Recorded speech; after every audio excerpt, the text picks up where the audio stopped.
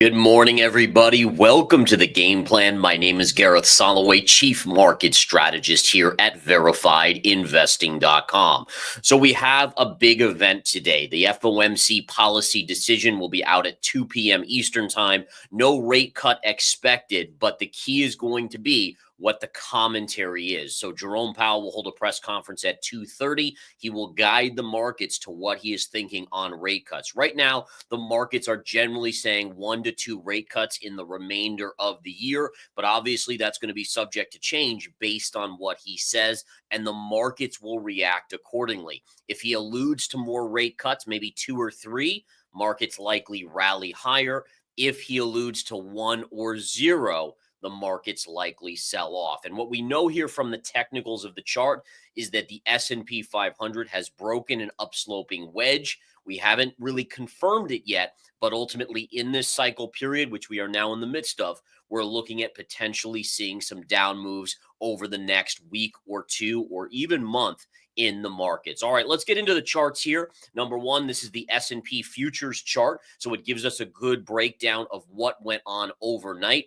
We can see this was yesterday, right? So yesterday we started out decently, and then really right here is where we started to hear from Trump. And Trump was talking on or messaging on Truth Social and basically calling for Iran for unconditional surrender. And he even alluded to maybe the U.S. getting involved and bombing Iran if we don't get that unconditional surrender. And what we saw is the market started to tank lower and lower and lower on the fear that overnight something would happen. Now, again, you can see overnight we went a little bit lower, then we kind of came back up and went sideways. And that's really where we are sitting right now as we wait for any additional commentary on Iran or for the Federal Reserve later today. Now, my hypothesis is this, is that really there wasn't anything that was going to happen last night. Trump is smart. He's calculating. And one of the things that he likely is going to do is if he is going to get the U.S. involved in Iran, my guess is it would be tonight into tomorrow. The reason I say that is the stock market is closed tomorrow for Juneteenth, right? So the idea here is that why would you do it when the markets are still going to be open versus when the markets have 24 hours of being closed before the next day opens? And the idea, again, is that when you do it during a period, you can really conclude the entire event before the markets reopen, and then the markets are calmer because of that. Now, obviously, I'm speculating, but I think it makes a lot of sense that if, and I say if, because we don't know if it will happen, but if it does happen, it will likely be tonight after the stock market closes, when you have about 24 hours plus before the next trading day begins on Friday. All right. Back to the charts we go. Let's flip over to the S&P 500 and take a look at the daily chart. So what we saw over the last couple trading days is we saw Friday break the wedge pattern, right? And again, this is an upsloping wedge. Very obviously, you can see it here. We broke on Friday, retraced on Monday, and came back down on Tuesday. Now, what's going on here? Take a look at this, guys. So if we look at this high pivot, so you see how the market rallied up here, came back in, and then kind of has been grinding higher. This high pivot now becomes support in the near term. And if we look at the low from last Friday, that's the exact low right there. And so now as a technician, I have a very specific level that I can follow. If this breaks, the markets likely get another leg down. All right. So again, watch on the S&P 5960. If we break 5960 on the S&P, it's likely we will head down to this level here. There's a gap fill around 5,800. That would be your next little area of support. It's also this gap window and this former pivot over here. And if that then breaks, then we go down into this area right here around 5660. Okay. So again, remember, as a trader, it's never really just straight down or straight up. As a technical trader, you look at key levels and you say, okay, we broke this floor, so where is the next floor? And that'll be the next level where the bulls fight the bears for control. And if we break that, then you go to the next level below. Same thing on the upside. If we break resistance, the ceiling, then you look for the next level that is going to act as a ceiling, where you expect to see at least a fight between the bulls and the bears for who is going to control the market at that point, right? So again, these are key things that as a technical trader, I always follow. Generally, the retail public is going to say, oh, we broke this, so the markets are going to doom and gloom and just collapsing, right? But it's really not that simple. As a technical trader, I'm always looking for levels to trade. And so I have to be very aware, well, if the markets break this level, where might there be a buying opportunity if it continues to fall, all right? So I'll continue to monitor that and keep you guys updated. The QQQ, much the same here. You can see, again, we broke here. Here's Friday. We bounced on Monday and came down on Tuesday. And basically now we're on Wednesday. And since nothing happened yet with Iran and the U.S., then the likelihood is, for the most part, markets will be in sideways chop mode until we get the FOMC policy statement and the press conference later today. Taking a look at the 10-year yield, the 10-year yield has just been kind of chopping as well. We kind of broke this key level of support. We went up, we went down, we went up. Now we're coming back down. And obviously, you would expect here a bigger move once we get word from the Fed. Like if the Fed changes their policy or at least their guidance for the market, then you're either going to see a pop on yields if they're more hawkish or a bigger drop. And by the way, speaking of defined floors, there's a very defined level here at 4.32 on the 10-year. If that breaks, then you're coming down to 4.26. And if that breaks, we go all the way back to 4.13, this low pivot here. Now, a couple key tidbits of news out this morning. So obviously, we talked about the U.S. and Iran. We've talked about the Federal Reserve. This morning, we did get jobless claims. Now, jobless claims are usually reported on Thursday, but because Thursday is a holiday, they got reported today. The number came in at 245,000 people filing for unemployment. Last week was revised up slightly to 250. Now, again, these aren't numbers that are really like, oh my goodness, we're seeing a massive amount of people filing for unemployment. We're definitely going into a recession. These numbers aren't telling us that yet, but the trend has definitely changed. If you go back a month, 2, 3, 4, 5 months ago, we were hovering between 210 and 225 on people filing on a weekly basis for unemployment. We're now seeing the 4-week average around 240 to 242. And so there's definitely an upslope here that we have to be aware of, that again, if it were to continue, let's say next week we go above 250, then 260, then 270, that again is a trend change that you need to be aware of. It doesn't tell us that we're flying at breakneck speed at hypersonic speed into a recession, but it does tell us that we're inching to a weaker jobs market, a weaker economy. All right. Back to the charts we go. And by the way, we also got housing starts. Housing starts came in much, much weaker than expected. But again, I don't think that's a surprise to any of us when we think about it logically. Again, with interest rates on the 30-year where they are, the housing market is in a lot of trouble and continues to be. All right, there's not a lot of big stocks moving today, so I want to take a look at a few different stocks that maybe we wouldn't normally look at. Meta's one that I'm paying close attention to. There's a huge zone here of resistance between this 708 and 715 level. You can see gap fill, gap window, and notice how Meta's struggling here. Now, if it continues to consolidate, we could pop up if the markets catch another bid. But right now, this level here is the bull and bear fight going on. And we talked about that earlier, how at these key levels as technical traders, you just want to be very aware that these levels, especially after a big run up like this on Meta, these are going to be troublesome levels where people are going to say, you know what, maybe I'll sell into this if they have the position. Remember, there was a lot of people that were buying up here, and then they kind of got the rug pulled out under them when it collapsed to the downside. They're finally back to about their break even, and they're saying, you know what, maybe I should just exit the trade here. And that's what a lot of investors on a psychological basis do. Palantir's a fan favorite here. Palantir's an interesting one, guys. I want to show you this. So Palantir, number one, on listen, it's a fan favorite of retail investors, which is fine. But again, if you look at the valuation metrics, it is extremely overdone. Even if they come through with everything they hope to do, it is still extremely overdone. One thing that I'm paying close attention to is this. So what we could see here is a parallel that goes back to August 2024 connects through the April low. So your August, remember August, we had that big sell-off in the stock market. That was your low there on Palantir. And then you made that next big sell-off, which was in April. Remember the April 7th low right there. If you connect those two lows and drag a parallel up to the previous all-time high from February, look at how close we are to resistance. And these parallels are powerful, folks. So again, could Palantir make one more push up and touch that line? It certainly could.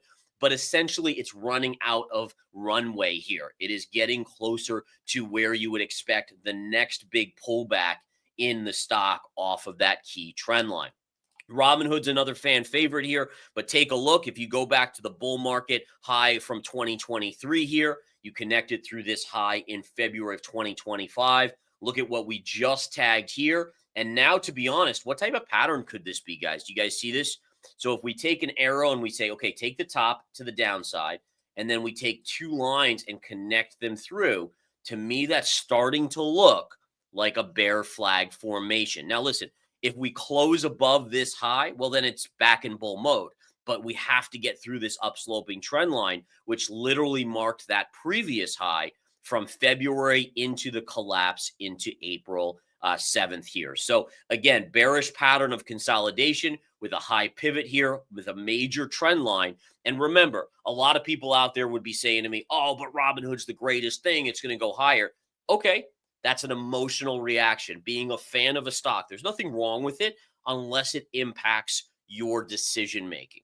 All right. My job is to look at everything. Like Robinhood's chart could be a chart of XYZ. It could be a chart of oil. It could be a chart of gold. It could be whatever it is. It doesn't frankly matter.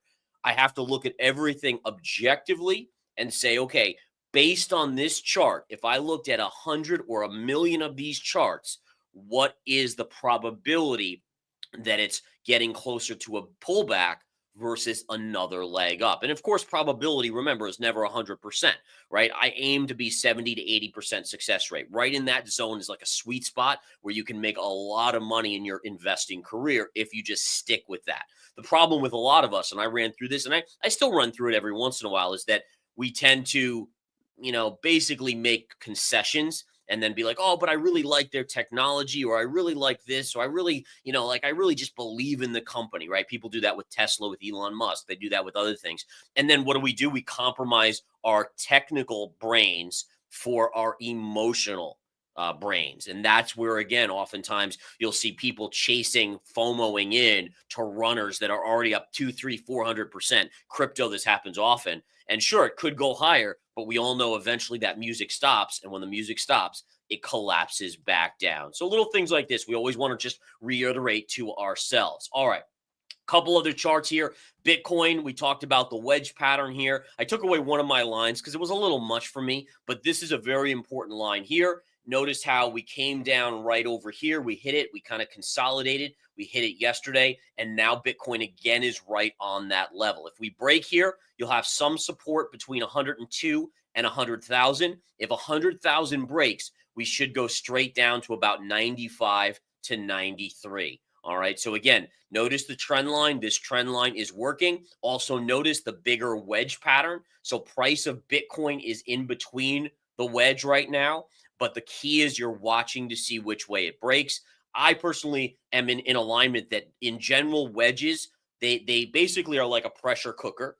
And so when it breaks, it doesn't tend to just break a little bit. It tends to get a bigger move. So for me, that would probably tell me that we probably, if we do break down, we go through this first level of support at 102 to 100 and probably retest this 95 to 93 level, at least to the downside. All right, let's take a look at gold real quick. Gold today is basically flatlining. Again, you saw the sell-off on Monday on gold as things calmed down a little bit in the Middle East just for a day. Now gold, again, we haven't seen any real escalation there, but the U.S. threat is there to potentially get involved, and that's keeping gold going sideways. Overall, remember, you just look at this. Doesn't matter if this was gold, silver, or, rocks or whatever. It doesn't matter. You look at the chart objectively, and what we see is that the chart still remains above the longer term upsloping trend. Therefore, the overall bias remains bullish as long as you hold this area. And I'm going to even take this one away. I'm a big fan of this longer term line here. As long as we hold this level, then the longer term and midterm and even short term would be looked at as bullish, even if we have a pullback along the way down into that level. All right, silver broke out yesterday of that little wedge pattern. Today it is pausing, but remember, gold and silver could get a move on the back of the Federal Reserve today, so keep an eye on those later at 2 and 2:30 p.m. Eastern time. Oil, let's take a look at oil. Oil is flatlining, had a nice bounce yesterday once Trump made that Truth Social post about the unconditional surrender. It certainly seemed like there could be a U.S. involvement that would escalate things, and oil did rally up. But notice how the rally up, you still have a high pivot intact. Downsloping channel, trend line, that was your high from, I think it was last Thursday into Friday. And since then, that still is holding as it is. So for me, I remained on the favorable short side, even if we pop up. As long as we don't confirm above this 77 level, I would in general favor that move down. I've talked to you guys about the not only the technicals here, but also the mid to longer term fundamentals of OPEC increasing production, U.S. economy slowing. We went over more data today that shows that. All of these factors tell us that, again, oil, yes, it could pop in the short term on these headlines or escalation, but longer term, mid to long term, it likely is coming down. Natural gas, let's look at nat gas real quick. Nat gas had a nice little move yesterday, and it is continuing today, so it's breaking above this short-term little parallel. What does that mean? Well, the next battle is likely to be fought right up here at $4.13. That might be a shortable level. I'm going to keep an eye on it. I don't know if I will short it myself, but there will be some resistance. That'll be the next bull bear fight at the $4.13 level. All right, guys. Before I conclude here, I do want to take a quick break. We're going to play an investor empowerment video. And again, just to get you guys psyched up for this. So Ryan, if you could play it for me, that would be awesome.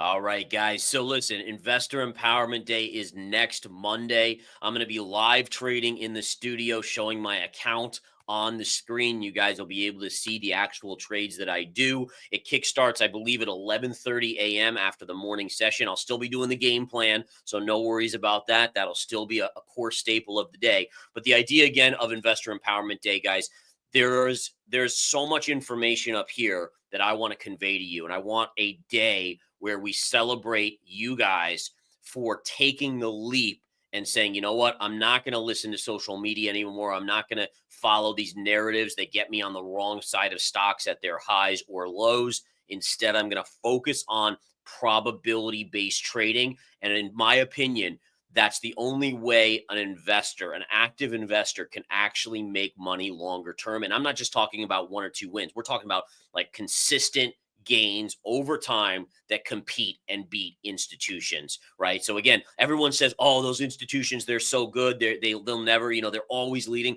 To be honest, that's not always true. In fact, if you look at all the hedge funds in the world, there's about 3% that are really good. Every other hedge fund is like mediocre. Generally, they underperform, right? And so the idea is we can as individual investors make the decisions that put us in control, but we have to shut off emotion.